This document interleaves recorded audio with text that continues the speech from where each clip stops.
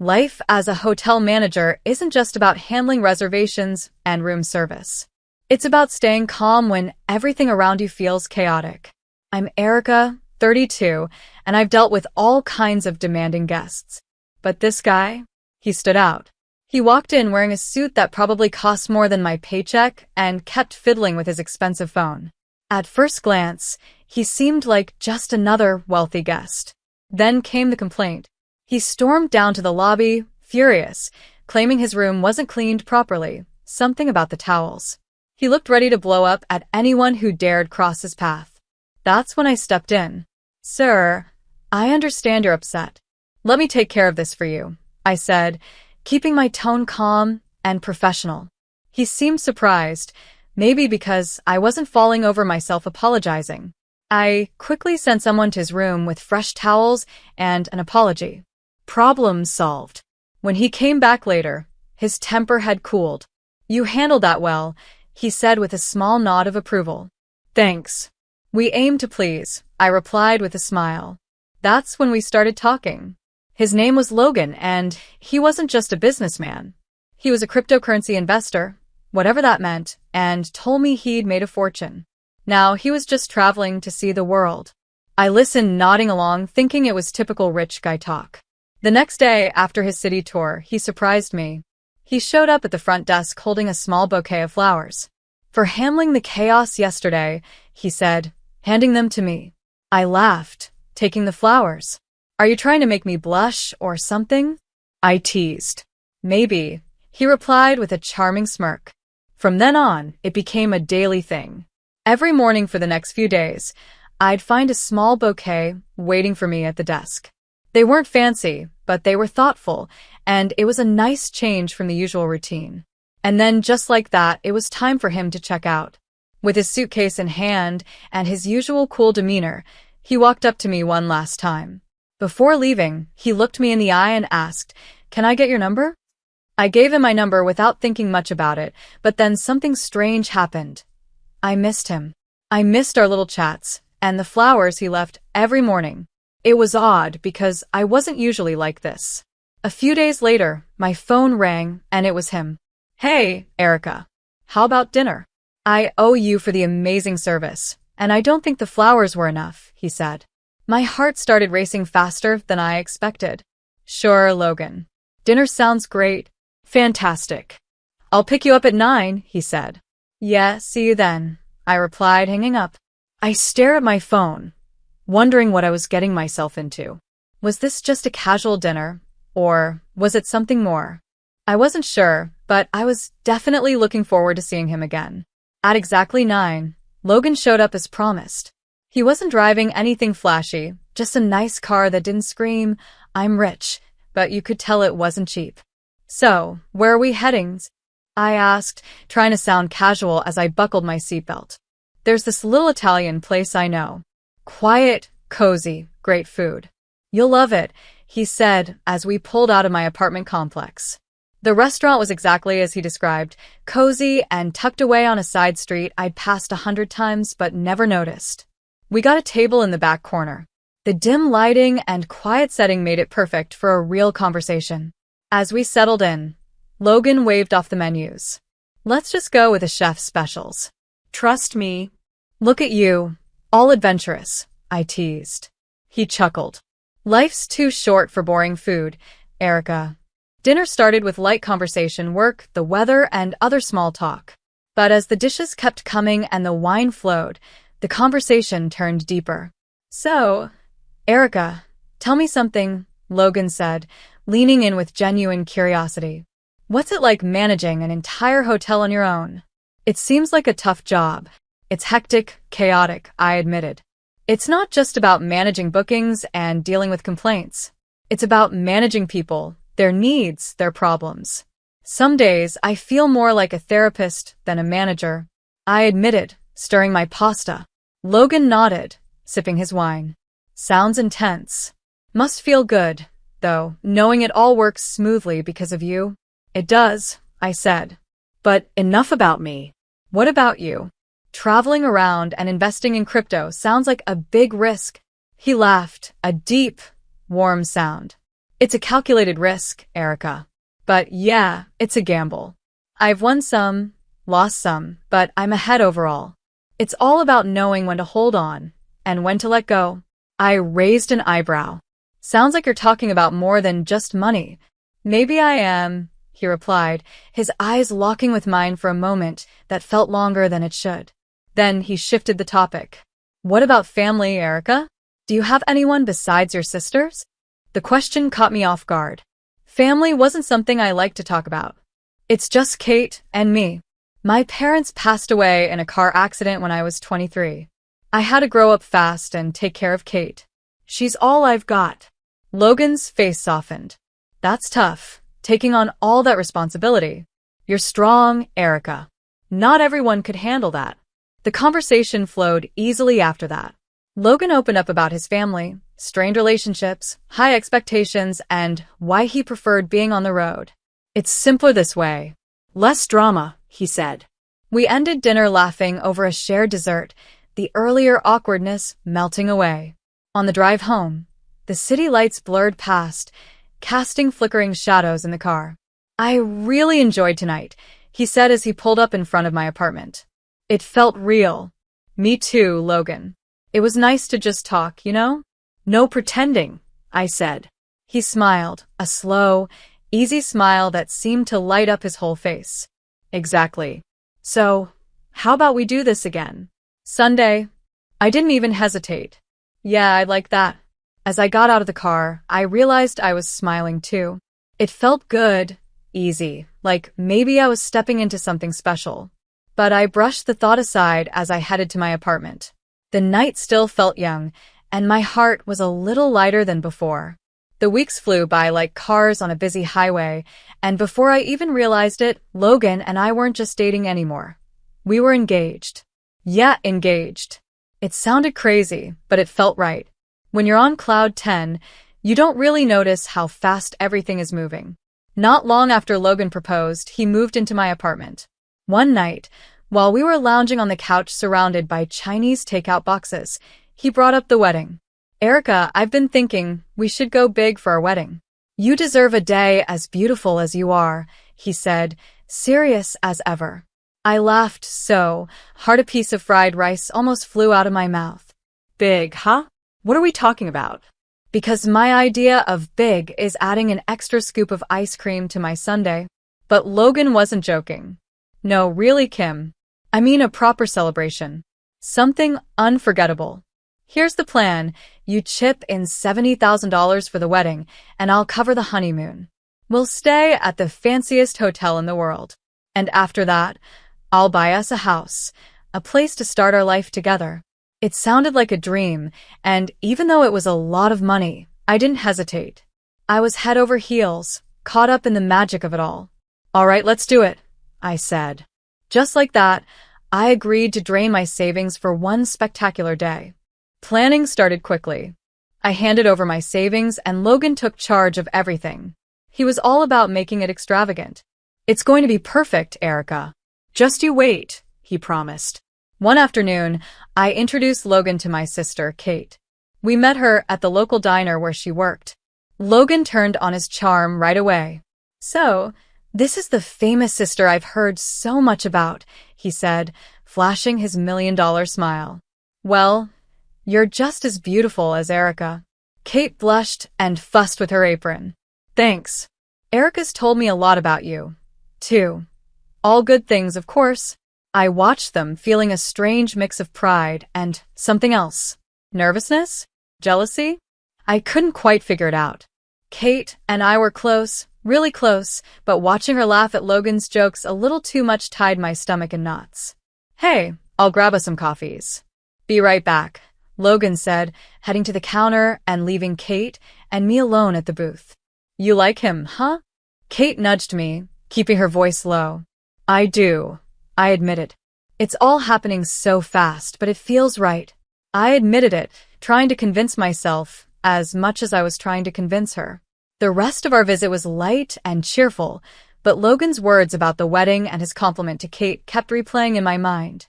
The weeks leading up to the wedding were a whirlwind of activities, color swatches, cake tastings, and endless to-do lists. Logan threw himself into the planning with so much energy that it was both sweet and, honestly, a little overwhelming. As the big day got closer, I felt excited but also a bit anxious. Not about marrying Logan, but about making sure everything went perfectly. One sunny afternoon, I stood on a pedestal at a bridal boutique, surrounded by mirrors. The shop assistant fluffed the train of a gown I was trying on. The dress was beautiful, no doubt, but I wasn't sure if it felt like the one. "You look stunning, Kim." "This has to be the dress," my best friend Sophie gushed from her seat in the corner of the fitting room.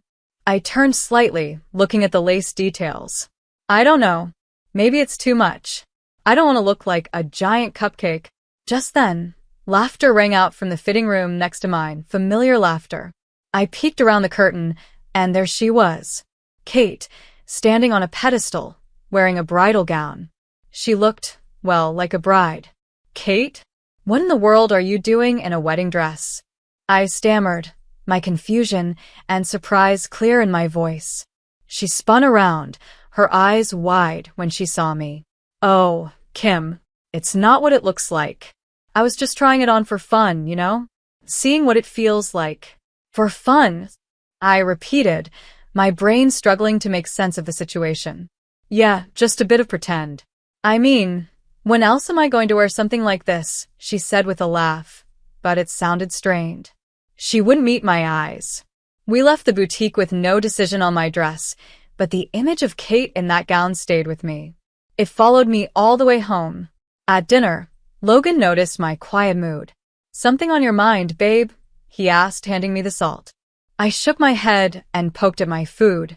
"It's nothing. Just wedding jitters, I guess." Later that night, as I lay in bed staring at the ceiling, the memory of Kate in that wedding dress wouldn't leave me. Her excuse, "try it on for fun," didn't feel right. It was like a puzzle piece that didn't quite fit, no matter how hard I tried to make it work. But what could I do? Accuse my sister of something just because of a gut feeling? The next day, I decided to stop by the diner where Kate worked. She was wiping down tables, her back to me. Something about her posture made me pause. I walked up to her casually. "Hey, sis," I said, trying to keep my voice light. She turned around, her smile bright and cheerful. "Kim, "What brings you here?" "More wedding planning chaos." "Something like that," I replied, leaning on the counter. "Actually, I wanted to ask you about yesterday, the whole wedding dress thing. Was it really just for fun?" Her smile faltered for just a split second before she quickly recovered. "Yeah, of course. What else would it be?" I studied her face, looking for the little sister I thought I knew so well. "Just checking. You tell me if there was more to it, right?" "Of course," she said, but her reply came too quickly, too rehearsed. "Don't worry about me, Kim.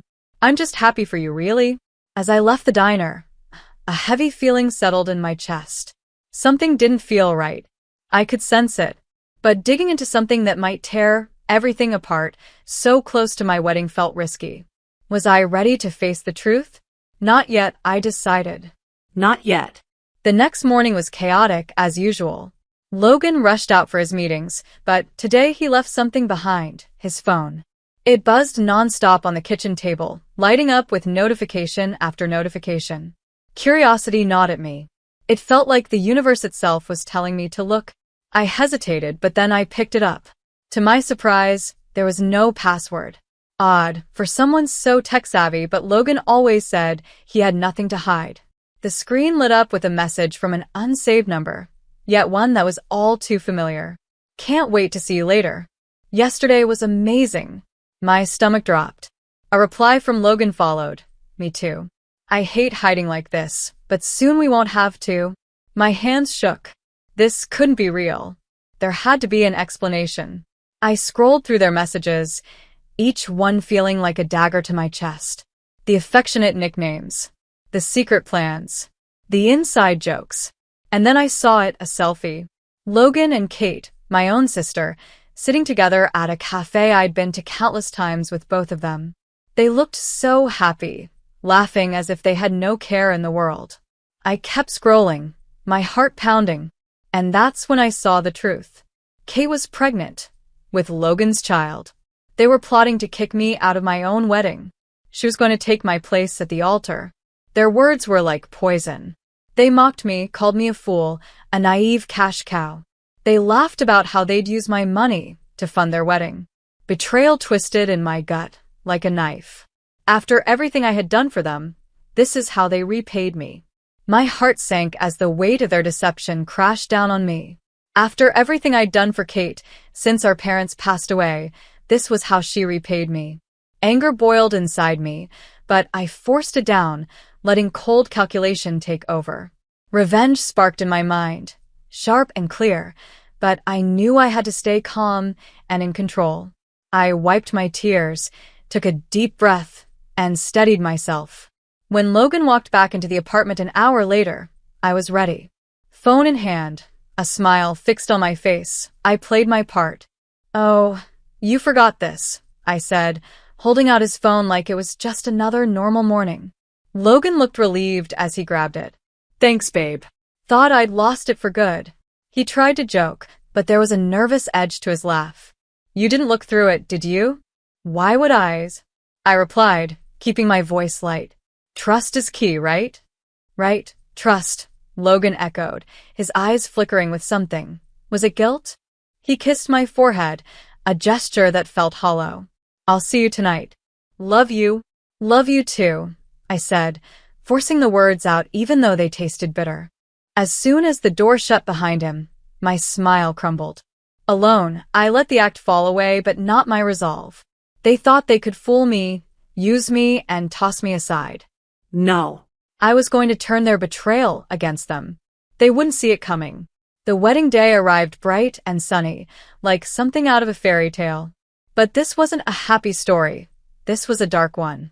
As I stood next to Logan in my pristine wedding gown, every guest whispered about how perfect we looked together. None of them knew what was about to happen. Just as we were about to exchange vows, a commotion at the back of the room made everyone turn. There she was, Kate, my sister, wearing a wedding dress and looking breathless, as if she'd run the whole way. She didn't stop to explain or apologize. She pushed through the crowd, heading straight for us. "Sorry I'm late," she said, her voice loud enough for everyone to hear, "but I couldn't let this happen without telling you the truth." "I deserve to be here more than she does," Kate announced, glaring at me.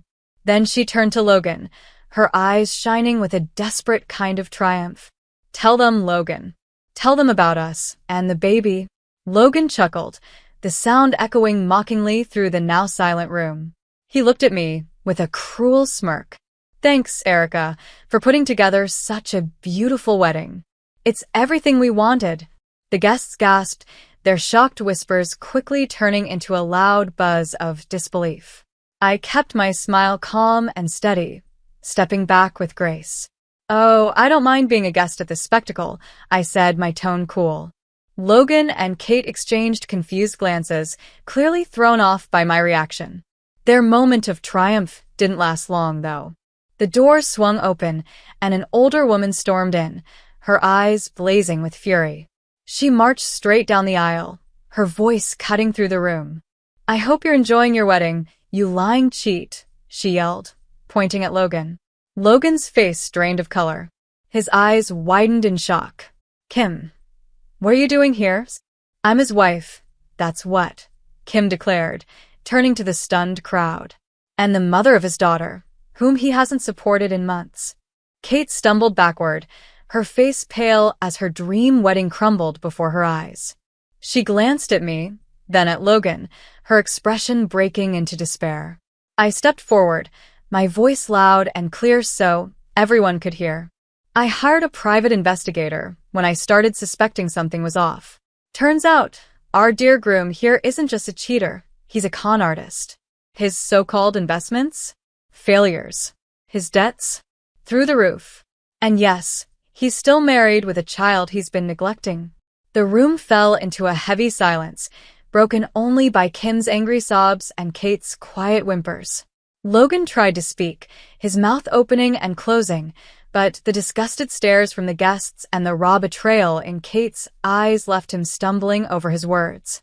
I turned to the crowd, my voice steady despite the chaos. "I loved him. I trusted him. I was a fool. But today, I'm taking back control of my life. This wedding, this mess, it's all his doing. Let him face the consequences. After that, chaos exploded. Kim, the furious wife, demanded answers. Guests shouted questions, and Kate sobbed as the full weight of Logan's betrayal hit her. The disaster of the wedding day was bad enough, but the surprises weren't over. Right after Kim had exposed Logan's lies, another pair stormed in, Logan's parents. They looked like they'd been hit by a storm of disappointment. The room fell silent as Logan's father stepped forward, his voice booming with anger that echoed off the walls. "I just found out about the disgusting things my son has done," he said, his words dripping with disdain. "Not only has he deceived Erica, trying to humiliate her in front of us all, but he's been hiding his marriage to Kim, whom he abandoned." Logan tried to speak, his voice barely above a whisper. "Dad, Enough," his father interrupted. "You've shamed us more than we could have ever imagined. Your mother, and I cannot believe the son we raised could stoop so low." His disappointment was written all over his face, cutting deeper than his words. Logan's mother, a stern woman who had been silently watching the chaos, finally spoke. Her voice was cold and sharp. "We are ashamed of you, Logan. As of today, you are no longer part of this family, or our will. You've shown your true self, and we want nothing to do with your deceit." The room buzzed with whispers as the guests pieced together the disaster. Meanwhile, Logan stood frozen, pale, and shrinking under the weight of it all. His charm was gone, replaced by the reality of his actions. The next day, I met with a lawyer. I filed a lawsuit to get back the $70,000 I had poured into what was supposed to be our wedding. With the evidence I had, the court quickly saw through Logan's lies and ruled in my favor. He was ordered to repay every penny. But that wasn't the end of his troubles. Kim wasn't about to let him off easily either. She filed her own lawsuit, demanding not just the return of her investments, but also alimony for their daughter, who Logan had barely acknowledged. She was determined to make him pay for all the pain and abandonment he had caused. The last I heard, Kim was on a mission to hold Logan accountable for every wrong he'd done. Watching him crumble under the weight of his own lies and face the consequences of his actions gave me a bittersweet sense of closure. I had lost $70,000, but getting it back felt like reclaiming my dignity and a sense of control over my life. After the chaos of what was supposed to be my wedding day, my life settled into a quiet routine much faster than I had expected. Logan, my ex-fiancé, left town right after the disaster ceremony and the legal fallout, leaving behind broken promises and my very pregnant, very alone sister, Kate. Days turned into weeks, and I threw myself into hobbies and time with friends like Sophie. Slowly, I found a sense of peace that had been missing during my whirlwind engagement to Logan. Pottery classes, long evening walks, and Sunday nights out started to stitch my life back together. One chilly afternoon, while sketching the bare trees against a winter sky at the park, my phone buzzed. It was Kate. She had tried to reach out a few times since everything happened, but I hadn't been ready to talk. This time wasn't much different, but I answered anyway, more out of reflex than desire. "Erica, can we talk?" Kate's voice was soft, almost a whisper, and I could hear the strain in it. "I'm listening," I said, keeping my tone neutral as my fingers tightened around my sketchpad. I know I messed up. More than messed up. I'm sorry, doesn't even cover it, but I'm so sorry, Erica. And I need help," she admitted, her voice cracking with emotion. "You're not the first person to go through this, and you won't be the last," I replied, surprised by the coldness in my own voice. "You'll figure it out, Kate. You have to." There was a heavy pause, filled with unspoken words and emotions that might never fully heal. "If that's how you feel, I understand," she said quietly. "I hope one day you can forgive me." As I picked up my sketch pad and focused on the stark lines of the winter trees, I realized that moving on wasn't just about staying busy. It was also about facing the hard truths of betrayal and learning to trust myself again. Life moved forward. Coffee dates with Sophie became a space to talk about anything but Logan and Kate. Pottery classes let my hands shape new creations, symbols of fresh beginnings. Quiet evenings at home brought peace and a deeper connection to myself. Through it all, I rebuilt a life that was truly mine, no longer overshadowed by the lies of those I had once trusted.